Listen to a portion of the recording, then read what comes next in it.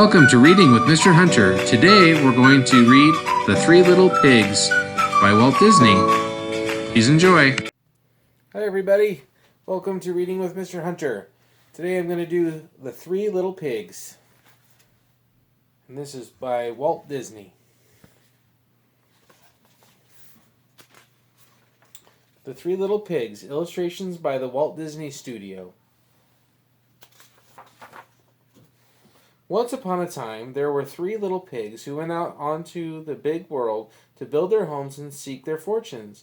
The first little pig did not like to work at all. He quickly built himself a house of straw. Then off he danced down the road to see how his brothers were getting along. The second little pig was building himself a house too. He did not like to work any better than his brother, so he had decided to build a quick and easy house of sticks.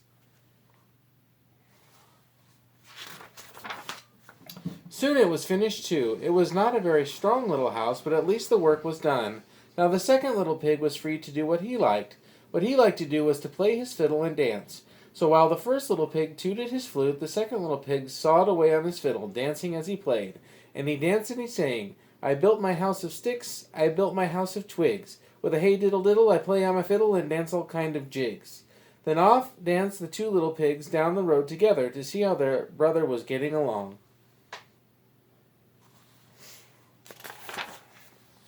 The third little pig was a sober little pig. He was building a house too, but he was building his of bricks. He did not mind hard work, and he wanted a stout little strong little house, for he knew that in the woods nearby lived a big bad wolf who liked nothing better than to catch little pigs and eat them up. So slap, slosh, slap. Away he worked, laying bricks and smoothing mortar between them. "Ha ha ha!" laughed the first little pig when he saw his brother hard at work. "Ho ho ho!" laughed the second little pig. "Come down and play with us," he called. But the busy little pig did not pause. Slap, slosh, slap went bricks on mortar as he called down to them. "I build my house of stones, I build my house of bricks. I have no chance to sing and dance, for work and play don't mix." "Ho ho ho and ha ha ha!" laughed the two lazy little pigs, dancing along to the tune of the fiddle and the flute. "You can laugh and dance and sing," their busy brother called after them, "but I'll be safe and you'll be sorry when the wolf comes to the door." "Ha ha ha and a ho ho ho!" laughed the two little pigs again, and they disappeared into the woods singing a merry tune.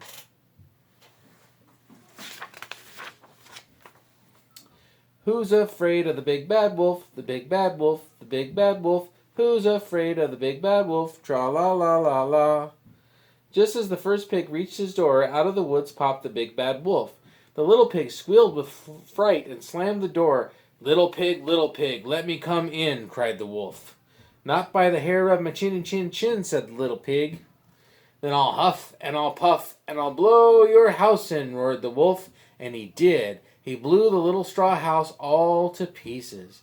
Away raced the little pig to his brother's house of sticks. No sooner was he in the door when knock, knock, knock. There was the big bad wolf, but of course the little pigs would not let him in. "I'll fool those little pigs," said the big bad wolf to himself.